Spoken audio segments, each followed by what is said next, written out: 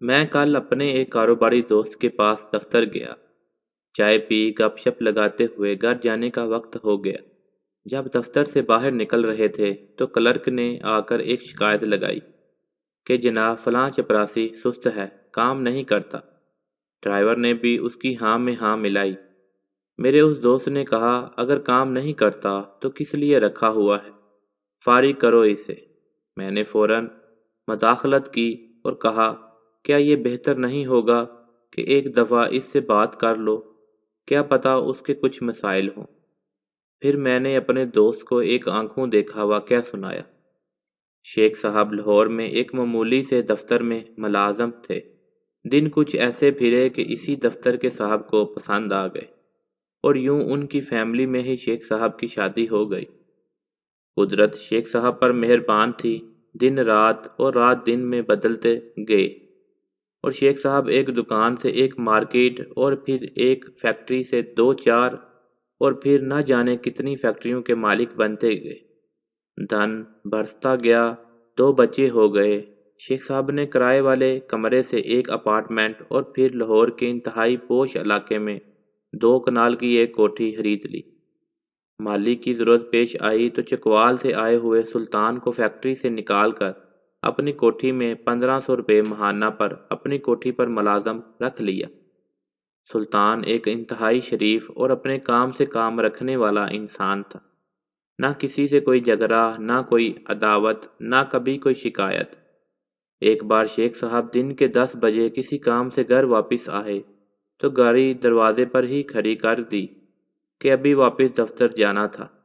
دروازے سے گھر کی داخلی، دروازے کے درمیان اللہ جانے کیا ہوا کہ پودوں کو پانی دیتے سلطان کے ہاتھ سے پائپ پھسلا اور شیخ صاحب کے کپڑوں پر پوری ایک تیز پھوار جا پڑی۔ شیخ صاحب بھیگ گئے۔ سلطان پاؤں میں گر گیا، گر گرا کر معافی مانگنے لگا کہ صاحب غلطی ہو گئی، لیکن شیخ صاحب کا دماغ آسمان پر تھا۔ غصے میں نہ آؤ دیکھا نہ تاؤ، وہیں کھڑے کھڑے سلطان کو نوکری سے نکال دیا۔ کہا شام سے پہلے اس گھر سے نکل جاؤ، کہا شام سے پہلے اس گھر سے نکل جاؤ۔ سلطان بیچارہ سامان کی پوٹلی باندھ کر گھر سے نکل کر دروازے کے پاس ہی بیٹھ گیا کہ شاید صاحب کا غصہ شام تک ٹھنڈا ہو جائے تو واپس بلا لیں۔ شام کو شیخ صاحب واپس آئے، دیکھا سلطان ابھی تک بیٹھا ہوا تھا۔ گارڈ کو کہا اسے دھکے دے کر نکال دو، یہ یہاں نظر نہ آئے۔ صبح ہوئی تو سلطان جا چکا تھا، رب جانے کہاں گیا تھا۔ وقت گزرتا گیا۔ شیخ صاحب کے تیزی سے ترقی پاتے کاروبار اور فیکٹریوں میں ایک ٹھہراؤ سا آنے لگا۔ کاروبار میں ترقی کی رفتار آہستہ آہستہ کم پڑتی گئی، لیکن شیخ صاحب زندگی سے بہت مطمئن تھے۔ پھر ایک فیکٹری میں آگ لگ گئی، پوری فیکٹری جل کر راکھ ہو گئی، کچھ مزدور بھی جل گئے۔ شیخ صاحب کو بیٹھے بٹھائے کروڑوں کا جھٹکا لگ گیا۔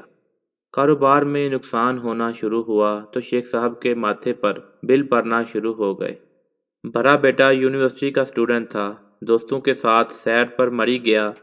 واپسی پر حادثہ ہوا تو وہ جوان جہان دنیا سے رخصت ہو گیا۔ شیخ صاحب کی کمر ٹوٹ گئی، نقصان پر نقصان ہوتے گئے۔ 2 کنال کی کوٹھی بیچ کر 10 مرلے کی عوامی طرز کے محلے میں آ گئے۔ جب عقل سے کچھ پلے نہ پڑا تو پیروں فقیروں کے ہاں چلے گئے کہ شاید کوئی دوا ہاتھ لگ جائے اور بگڑی ہوئی زندگی پھر سے سنور جائے۔ باقی مانندہ کاروبار بیچ کر اور کچھ دیگر پراپرٹی کو گہنے میں رکھ کر بینک سے قرضہ لیا اور چھوٹے بیٹے کو ایک نیا کاروبار کر کے دیا۔ اس کے پارٹنر دوست نے دغا کیا اور پیسہ ڈوب گیا۔ شیخ صاحب 60 سال کی عمر میں چارپائی سے لگ گئے۔ ایک دن ایک پرانا جاننے والا ملنے آیا، حالات دیکھے تو بہت افسوس کیا۔ کہا شیخ صاحب انڈیا سے ایک بزرگ آئے ہوئے ہیں، بہت بڑے اللہ والے ہیں، داتا صاحب کے پاس ہی ایک مکان میں ان کا چند دن کا قیام ہے، اگر ان کے پاس سے دعا کروا لیں تو اللہ کرم کرے گا۔ شیخ صاحب فوراً تیار ہو گئے، اس کے مکان پر پہنچے، ملاقات کی، مسئلہ بیان کیا۔ انہوں نے آنکھیں بند کی، کچھ دیر مراقبے کی کیفیت میں رہے، پھر آنکھیں کھولیں، شیخ کو دیکھا اور کہا تم نے سلطان کو کیوں نکالا تھا؟ شیخ کے سر کے اوپر گویا ایک قیامت ٹوٹ پڑی۔ آنکھوں سے آنسوں کی ایک نہ تھمنے والی لری جاری ہو گئی۔ شیخ بزرگ کے پاؤں میں گر گیا، معافیاں مانگنے لگا۔ بزرگ نے اسے کہا، میری بات سنو، پروردگار رازق ہے، رزق ضرور دے گا، لیکن اس کا وسیلہ انسانوں کو ہی بنائے گا۔ اوپر سے نیچے آتے پانی کی تقسیم جس طرح نہروں نالوں کی طرح ہوتی ہے، رزق کی تقسیم اسی طرح ہے۔ پروردگار کے نزدیک ہم میں سے ہر ایک شخص وسیلہ ہے کسی اور کے رزق کا۔ اگر آپ وسیلہ بننے سے انکار کرو گے تو تمہارے حصے کا وہ رزق جو اس وسیلے سے تمہیں بطور معاوضہ مل رہا تھا ختم ہو جائے گا۔ تمہیں لاکھوں کروڑوں سلطان کو 1500 روپے دینے کے لیے ملتے تھے، تم نے وہ روک لیے، اوپر والے نے تمہارا معاوضہ ختم کر دیا۔ اب جاؤ اور سلطان کو ڈھونڈو، اگر وہ مان جائے، معاف کر دے تو تمہارے دن پھر جائیں گے۔